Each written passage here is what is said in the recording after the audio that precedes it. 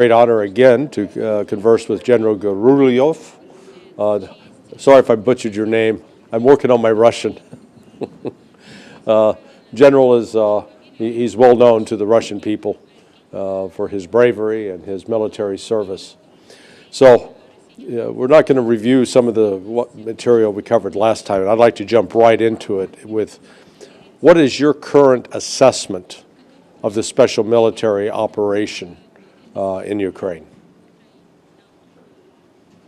Well, it is a planned progress. If we look at the activities that are ongoing, I think that we are going forward confidently to achieve the goals as set by our president. We need to understand that today the massive strikes against the energy and transport infrastructure, including military and industrial assets of Ukraine, have been successful because they disrupt logistics and create difficulties for troops movement. And the encircling of Pokrovsk and liberation of Kupiansk have been resultful. And most importantly, today, Ukrainians do not have enough time to build defense infrastructure, and actually everything is in place for the areas to be deoccupied, liberated pretty soon. And I believe the strategic initiative is on the side of Russia, and the successful efforts of the Russian troops give us a good hope that we will be able to reach Dnieper and continue liberation of other territories. You know, when I first started looking at the military situation back in 2022, I made a big mistake. I had assumed that Russia had more ground forces available than it actually did, and I made some, I think, bad assumptions about what Russia's immediate military objectives were. And now, with the benefit of hindsight, the initial force that Russia launched was around 125,000, which is not a small number. But when you're looking at a 1,000-mile line of contact, that's not a lot of people. Number one. Number two, it appeared that early on, Russia's objective was to bring Ukraine to the negotiating table, and Russia did achieve that objective. And the discussions that were underway in Istanbul were making progress until the West intervened to sabotage that progress.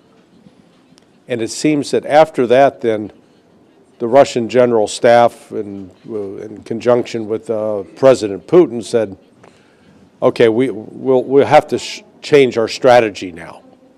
And that led to the mobilization in September. And again, the criticism in the West over 2023, 2024 was that, oh, the Russian military is no good. Look at how slow they're advancing. But as I look back at that period, when you mobilize somebody, that doesn't mean they're immediately ready to be deployed into combat. That means you need 3 months of training, maybe 6 months of training. And so as these training cycles go on and the troops come online, then what we've seen over the last 3 years is a significant increase in the number of Russian ground forces, so that this year we're looking at over 750,000 ground forces today deployed along the line of contact, compared to 125,000 almost 4 years ago. So do you think it's that the growth in the size of the ground forces that's now making the difference in terms of the pace, the acceleration of Russian military operations in Ukraine? Let's look at these point by point. First and foremost, in 2022, when we entered Ukraine, we had a different goal and objective. It was a police operation to force Ukraine to get to the negotiation table. And there was no mistake made by us then. Of course, by disrupting and undermining the negotiations in Istanbul, the West, Boris Johnson, who played the key role there, we had to roll out a large-scale operation.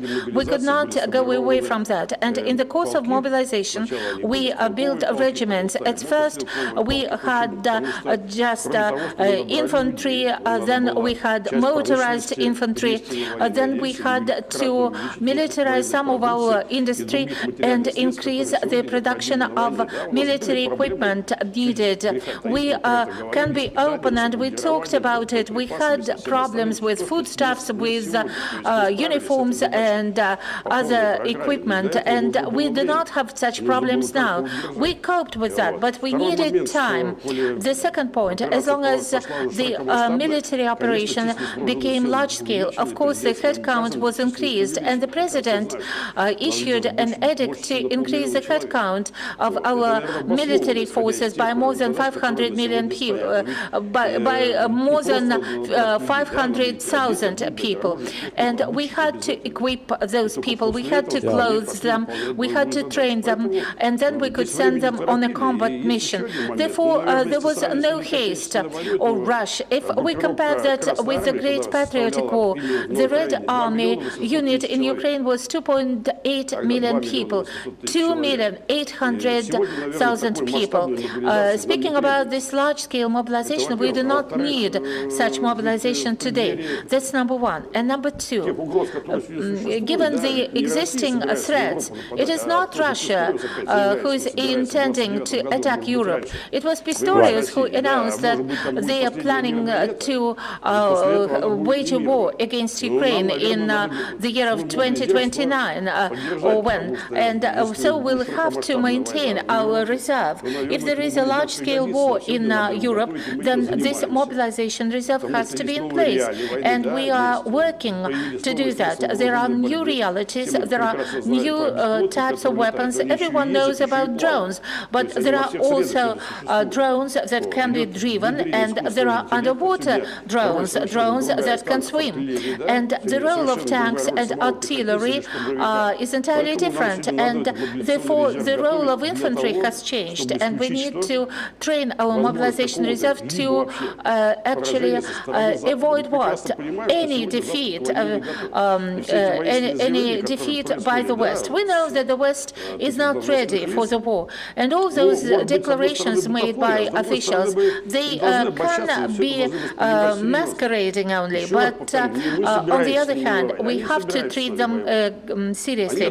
Once again, it is not us who are going to have a war with Europe, but it is NATO who plans to have a war with us. They are deploying their troops in the immediate vicinity of our borderline. There are aviation bases at a distance of 1,200 kilometers from the borderline, and we have to respond to such threats. Therefore, the special military operation is currently going forward at its own pace, and we can openly say that the special military operation has inflicted a significant damage on Ukraine as a state and on Ukrainian military. There are certain points. There is a military success and there is a political success.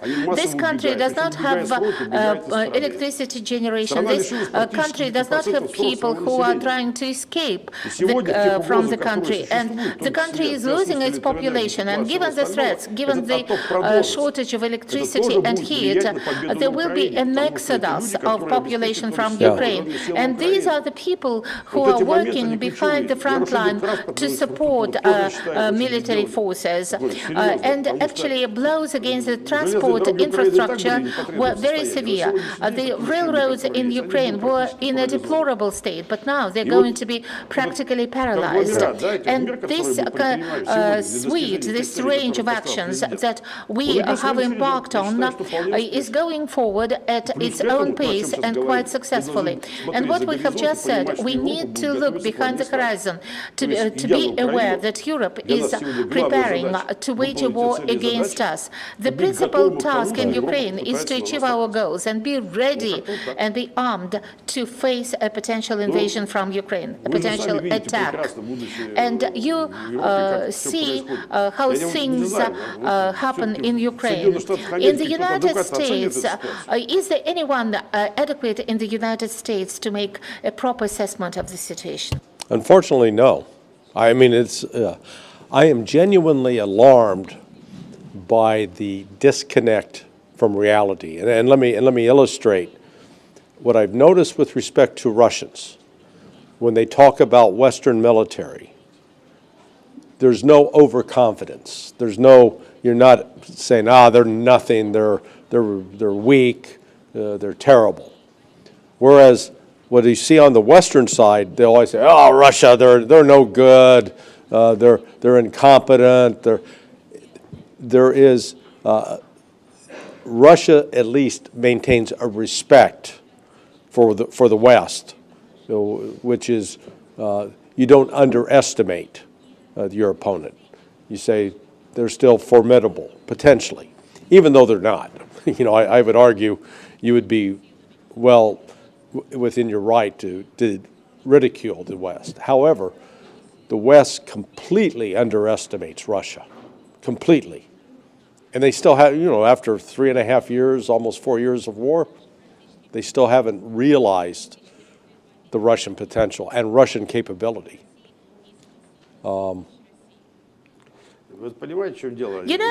The point is, sometimes our kindness is treated as our weakness. They do not still understand that Mr. Pistorius does not understand that the problem with Germany can be resolved within 30 minutes. We can resolve the problem. There was Germany and there is no Germany.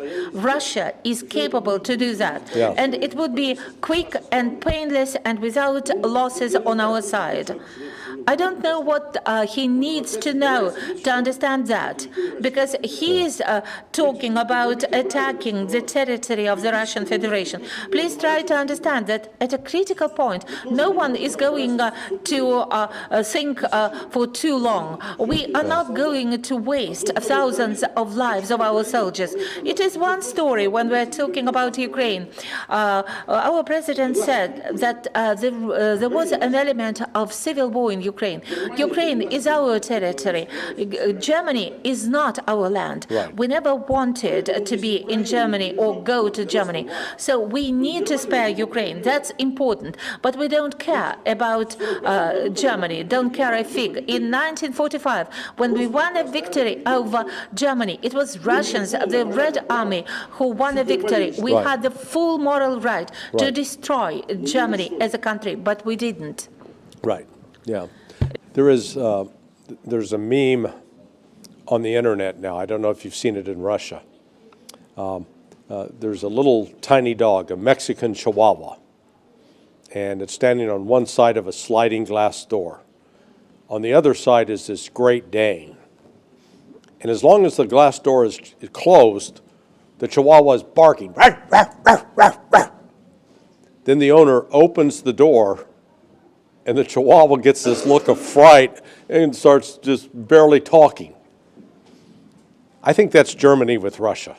I think Germany's the Chihuahua, Russia's the Great Dane, or let's call it the Great Bear. Germany's talking about, we're going to go to war with Russia. With what?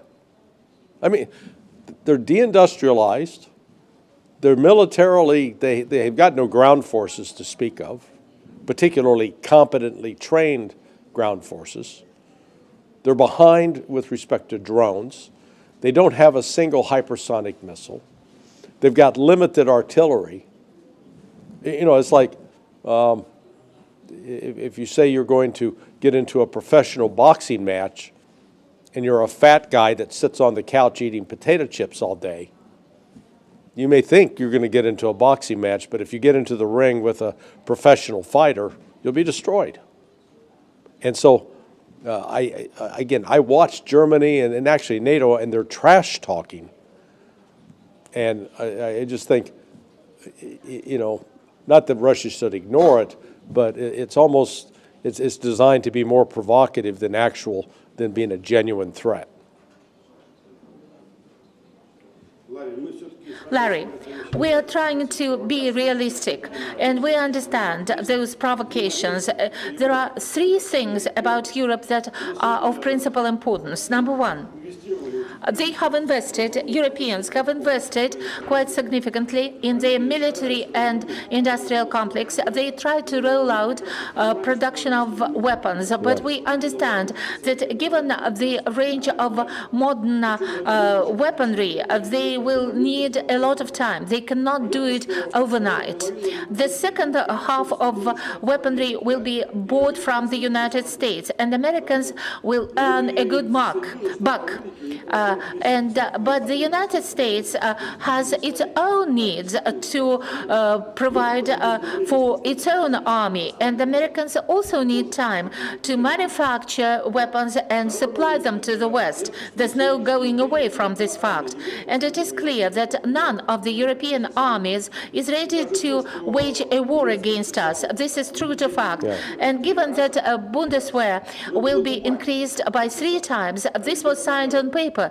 But you need to create a base, you need to recruit people, you need to supply equipment, weapons, ammunition, and they need a combat alignment, and this takes time. The third point is most important. In the epoch of globalism and liberalism, we, and including Americans, Europeans, and Russians, were turned into a consumption society. And while they did not manage to fully succeed in Russia, because the society has consolidated and is working to support the front, in Europe, luckily for us and unfortunately for them, they succeeded because the society is degraded. They do not have any purpose, any ideas, or any faith. They want to eat well, sleep well, etc. Well, they need to go back to ground zero before the consumption society, before consumerism. Can they do that? Well, perhaps yes, but they need time. They need about 5, 6 or 7 years at least to somehow succeed, be able to do that. And this is why the baseline for us, the initial state of affairs for us, is such that we need to think about what we have to do. So Europe does not even think about attacking us. Yeah. We need to get ready for that war. We should not ignore that, because Europeans will try to launch that war. Sure. Economically, Europe is facing lots of problems, etc., etc. But at the same time, there are technologies, there's science, there's industry. They will give it a try to be ready for a war. But we need to outpace them. We are not going to attack Europe, France, or Poland, or any other country. But if you try to attack us, we'll have to seize Berlin. Our president has said, we don't need you. Any events are currently take place in Southeast Asia. Let's be honest. And our country has made this turnaround to Asia, because this is where the economic center is now. Europe is not secondary, it is tertiary. It is in the backyard of modern developments. And the key thing for Europe will be survival, some sort of development, because any hostilities, any military activities would lead them back to Middle Ages. Yeah. And as long as their leadership has selected this path, our response will be either softer or very tough. As I've said, we have enough force and means to destroy any countries and level it to the ground. There would be nothing left but dust. What do they want? Do they want us to seize the Baltic Sea and get rid of islands? We can do that. You know, Russians have a different psychological mindset. We live the way we live. This is our lifestyle. Do not interfere with us. You have your American lifestyle. Go ahead and live on. You have your French lifestyle. Live on. Don't try to meddle with us. Sure. Do you understand me? Yeah. So what do you think has been the biggest lesson learned by the Russian General Staff over the course of this special military operation, in terms of what they may have initially believed back in February of 2022, and now what they understand after almost 4 years of combat? We can be direct. The main lesson is a wrong assessment of the potential actions on behalf of our opponent in 2022 and under-assessment of the political situation. That led to a failure to succeed initially. We have to admit it. The second point, the lessons have been learned. We have drawn our conclusions, and we possess the strategic initiative, and our army is succeeding and deoccupying the territories. As I look at this year, it seems that there has been a fundamental change or expansion in Russian military operations. You know, in previous years, the Russian ground forces, they're capable, you know, in 2023, they're occupied at Bakhmut. In 2024, Avdiivka was a focus. Now, they're carrying out operations from Zaporizhia, Kherson, Dnipropetrovsk, Donetsk, Kharkiv, Sumy, you know, at least 9 different avenues of attack right now. And then on top of it, what you acknowledged earlier, that they're starting now to hit the transportation infrastructure so that Ukraine no longer is able to use trains to resupply troops past, I forget the name of the particular city, but trains are no longer moving to the east. So it is what we're witnessing now, that the General Staff is saying, okay, we've got the resources now, we're going to turn the heat up significantly and that to collapse Ukraine. You have just said the right word. We have resources. So the success of our army depends on resources that are available by increasing the volume of military products, missiles, ammunition, and everything else that is needed, and by fully replenishing our military forces thanks to volunteers, we are able to strike very deeply inside the country and inside the Ukrainian army. Long-range strikes, a lack of electricity, disruption of logistics, and enhancing our reconnaissance and all types of intelligence, including space-based. If you noticed an attempt to strike Voronezh using HIMARS yesterday, HIMARS were destroyed. Our intelligence service gave us coordinates of launching pads, and they were destroyed. And therefore, we are talking about intelligence information used for strikes. And it is a success, a management success, and a commanding success. The president presented new weapons, strategic strategic weapons, Burevestnik and Sarmat. We have new weapons that are supplied to the battlefield. And a war is a catalyst that gives an impetus to the development of weapons. And our industry is adjusting, and we succeed in doing so. Ukraine is using imported weapons. They do not manufacture anything, and they're not in position to restructure the industry given the realities. And our industry has been restructured because our industry management is working hand in hand with military commanders, and that gives us chances of success on the battlefield. Yeah, one of the things it looks like Russia has learned in the course of the last three and a half years, or now 3 years, 8-9 months, is how to deal with Western weaponry, with NATO weaponry. I think at the outset you were not necessarily sure how Russian capabilities would match up with Western capabilities. You know, you'd conducted exercises, but you'd never actually had to counter an ATACMS missile, or deal with a Patriot missile, or deal with, you know, javelins. And now, as a result of the last, you know, almost 4 years, Russia has fought NATO. It has fought, even though Ukraine is the meat, the weaponry, and even some of the tactics have been NATO. And I would make the case that Russia has defeated NATO. Do you think that's an exaggeration?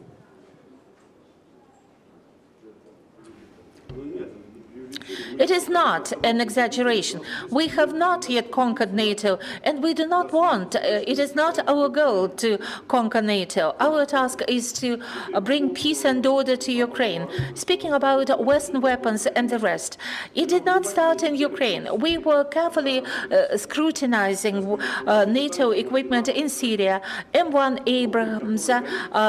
Well, these are tanks that are crap because they burn after the first strike. It is not a tank for a battlefield. Please do not take any offense.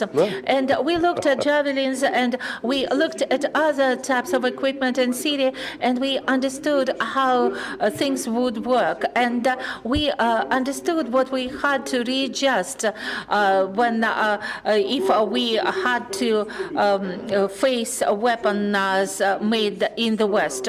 And we looked at the range of Western equipment. Not every piece of equipment is efficient because Excalibur has been abandoned. High precision weapons, they are not effective. And these are lessons for NATO countries because there are weapons that are effective and other weapons are not effective. And it is a mutual exercise. We assess NATO equipment and they assess our equipment. And today, for example, we need a breakthrough in artillery. And I think we'll do that. Artillery is not just guns and cannons, but this is chemistry, and this is steel making, and everything else will be all other things will be pulled up, and all other support will be drummed up. And our task is to roll out. Do you remember the deadline that we have to have satellites launched that are analogous to Starlink by 2030. Do you remember the deadline quoted by NATO, 2029? 2029. So we are actually trying to do that this way, and we'll succeed. The most important thing is that there is political will. We have quite clear goals and objectives. Our country is governed properly, and the whole population of Russia supports the president, which is unprecedented. Nowhere else in the world you see such support. The actual rating of the president is within 70-80%. Can you demonstrate a similar rating? Do you have a similar rating in the US? Yes and no. Yeah, 70 to 80% don't like the president. Oh, General, listen, we have run out of time. I thank you again for this conversation. I thank you for your insights. It's always a great pleasure to talk with you. Thank you for inviting me. I think we'll meet again and discuss future events. I look forward to it. Thank you, sir.